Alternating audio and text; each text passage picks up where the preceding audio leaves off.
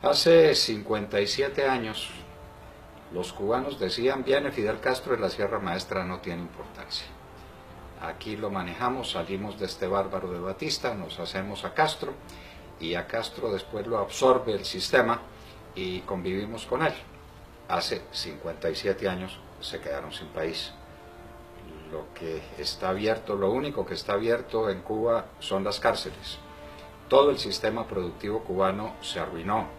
La gente vive en la miseria. Y han vivido lo que han podido vivir de regalo de la Unión Soviética, que les dio las millonadas de dólares que no ha repartido los Estados Unidos en toda América Latina, y han vivido últimamente de los regalos que les da el chavismo y el madurismo, es decir, han vivido de regalo, han sobrevivido de milagro. Ahora, cuando se les acaba el petróleo de Chávez y de Maduro, se preguntan: ¿y ahora de qué vivimos la mala vida que tenemos? Hace cerca de 20 años, los venezolanos decían: Chávez, eso no vale la pena, ese es un golpista, ese es un militar cheverongo que habla de cosas tontas y que habla de socialismos y que habla de tonterías.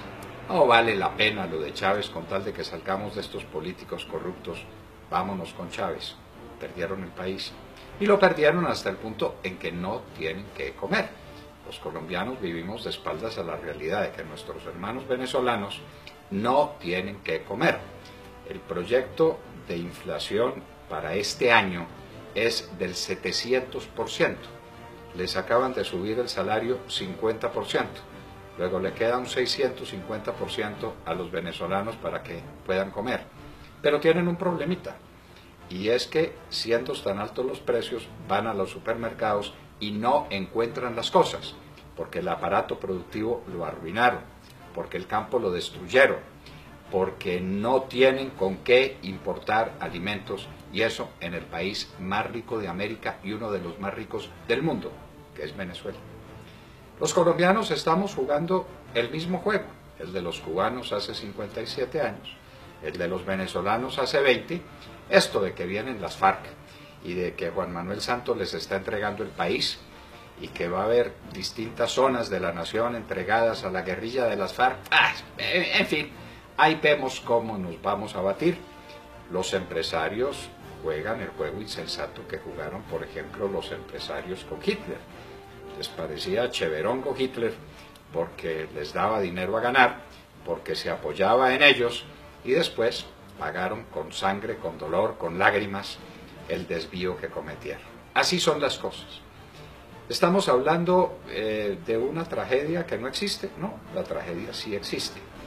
¿Y cómo se puede comprobar esa tragedia? Bueno, si ustedes fueron al mercado hoy, encontrarían que pueden comprar menos cosas porque los precios se subieron a las nubes. Si ustedes van a pagar impuestos, se dan cuenta de que el salario se les va pagando impuestos. Si ustedes tienen un carrito, se dan cuenta que no pueden mantener el carrito. Colombia está descuadernada, como diría en algún momento Carlos Lleras Restrepo, y el país está al borde de la quiebra. O está en la quiebra mismo. Las empresas del país no valen nada. Por ahí dijo el presidente Santos, alias Juanpa, que no vendería Ecopetrol. Pues no va a vender Ecopetrol porque no hay quien se lo compre. Ecopetrol no vale un peso. Hace 5 años Ecopetrol tenía un valor de cerca de 210 billones de pesos. Hoy no vale nada.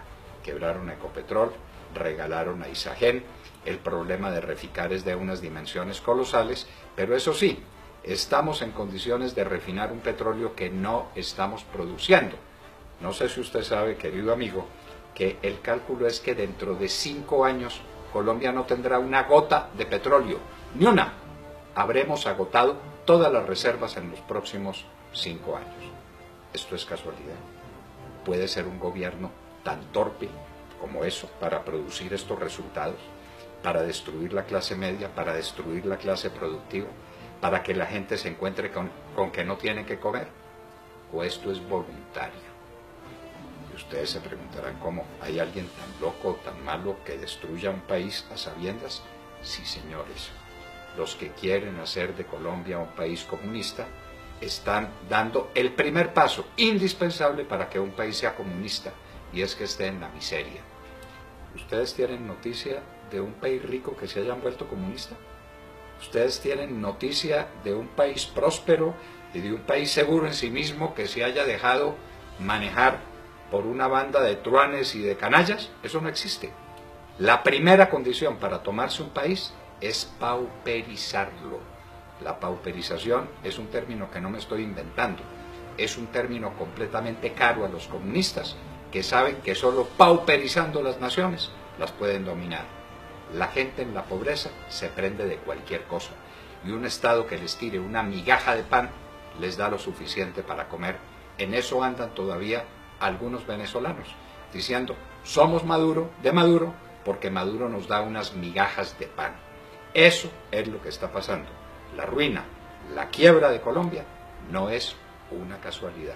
De lo que se ve venir, tenemos un ejemplo muy claro con lo ocurrido en Conejo, La Guajira, municipio de Fonseca. El gobierno de Juanpa, con la plata de ustedes, queridos amigos, se trajo unos bandidos que estaban en La Habana en un jet charter privado. ¿Ustedes han montado alguna vez en un jet privado? Estoy seguro que no. Ellos sí, estos asesinos, estos canallas, estos secuestradores de niños, montan en jet charter costeado por ustedes. Pasaron una noche en Valledupar, pero no en un cambuche, por supuesto. Lo pasaron en el Hotel Sonesta, por cuenta de ustedes. Al día siguiente, los esperaba un helicóptero, pagado por ustedes, que los llevó a Conejo, en La Guajira. Y oh sorpresa, a La Guajira llegan, no se sabe la cifra exacta, 200, 300, 500 guerrilleros, armados hasta los dientes, con cananas llenas de balas, con fusiles de última generación. Los fusiles malitos que tenían eran los Galil, robados a soldados asesinados por ellos. No hay otra forma posible de que un guerrillero tenga un Galil sino sobre la base de un soldado muerto. Muy bien, 200, 300 o 500. ¿Cómo se movilizan? ¿Cómo llegan 300 bandidos de esos armados con fusiles de última generación hasta un municipio de La Guajira que queda, un corregimiento de La Guajira que queda al pie de Fonseca? ¿Dónde está una de las unidades militares más importantes del país? La unidad Rondón. ¿Por qué no se movilizó? Porque tenía orden de violar la Constitución y la ley, porque tenía orden de quedarse en su sitio, porque tenía orden de entregarle la tierra colombiana a los bandidos. Pues ahí estuvieron. Se tuvieron que movilizar por la noche, la pasaron tranquilamente. Al día siguiente estuvieron todo el día en Conejo, oyendo unas arengas. ¿Dichas a quiénes? ¿A la gente del Conejo? No solamente. Trajeron buses, más de 30 buses se dice, de distintos lugares de la costa, con gente que venían a oír esas arengas. 30 buses no se movilizan fácilmente. Vaya, contrátelos y después me cuenta cómo es. Y llénelos de gente. Y dele a esa gente comida y desayuno y almuerzo. Háganlo por experimento. Pues llegaron al Conejo, oyeron a estos bandidos de las FARC echarles las arengas que quisieron, se tomaron la escuela. Asaltar una escuela con fusiles es un delito de lesa humanidad, de esos que no se perdonan según el Tratado de Roma. Pues eso hicieron. Como tenían hambre, llegaron a la finca de un vecino y le mataron 10 novillos. Pues no importa, 10 novillos, no son ustedes los dueños de los novillos. No nos duele el dueño de esa finca que fue de esa manera expoliado. Pasaron todo el día. Dueños y señores del pueblo. Dueños y señores de la situación. Al final, en carros muy lujosos, en 4x4, como se dice de esas camionetas, emprendieron el camino. ¿Con qué rumbo? Nadie sabe. ¿A qué distancia? Nadie sabe. Hay una cosa que sí sabemos, y es que el ejército tenía orden de abrirles paso. El ejército de Colombia, nuestro glorioso ejército, comprometido en un acto de violación a la ley y a la Constitución, porque los despejes están absolutamente prohibidos, y porque la orden de los militares es atacar a bandidos armados donde quieran que los vean.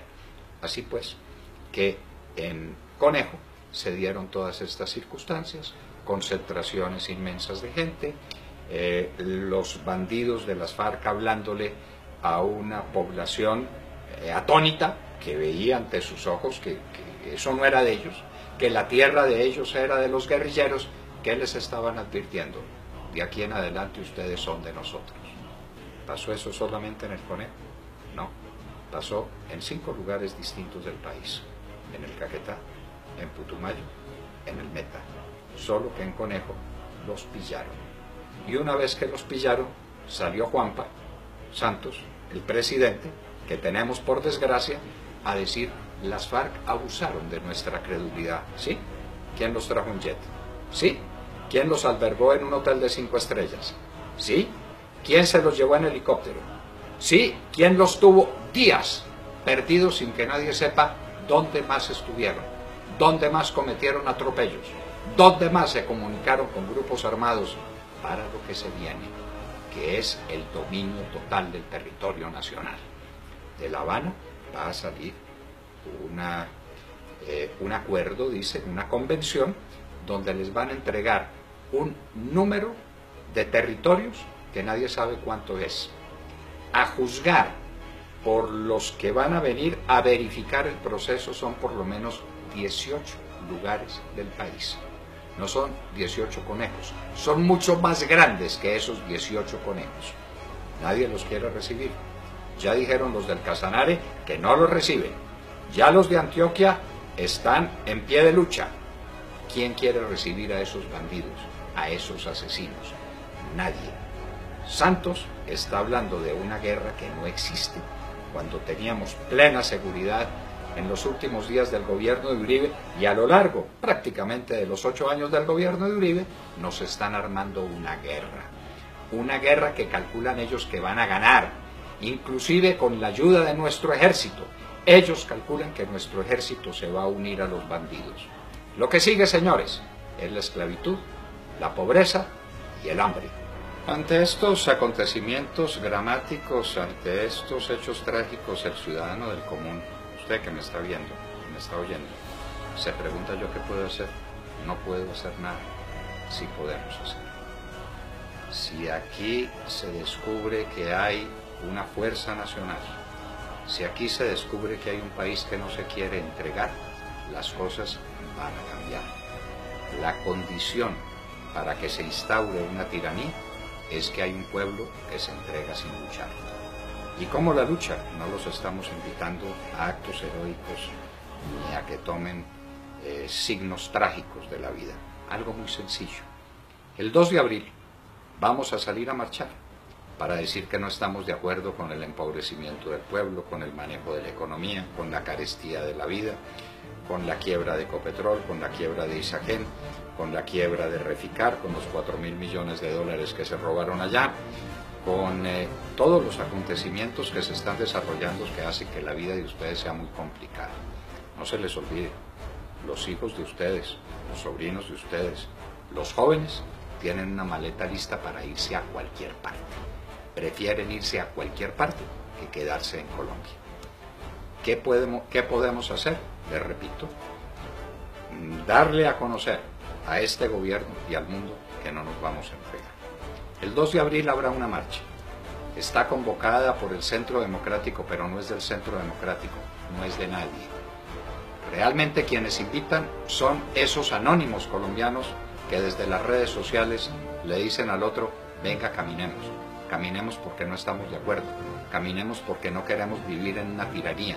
Caminemos porque no queremos que los peores asesinos del continente en la historia, que son los miembros de las FARC, gobiernen a Colombia. Caminemos el 2 de abril. Es una oportunidad. Si algún día pasa lo que pasa, usted dirá orgulloso: al menos caminé el 2 de abril. Si usted no sale el 2 de abril a la calle, se dirá para usted mismo y para siempre y para sus hijos: tuve la cobardía de no salir el 2 de abril a caminar. Caminemos con alegría, caminemos con fe, pero digámosle al mundo que Colombia no es una tierra apta para los tiranos y que Colombia no será, como no ha querido nunca serlo, un país comunista.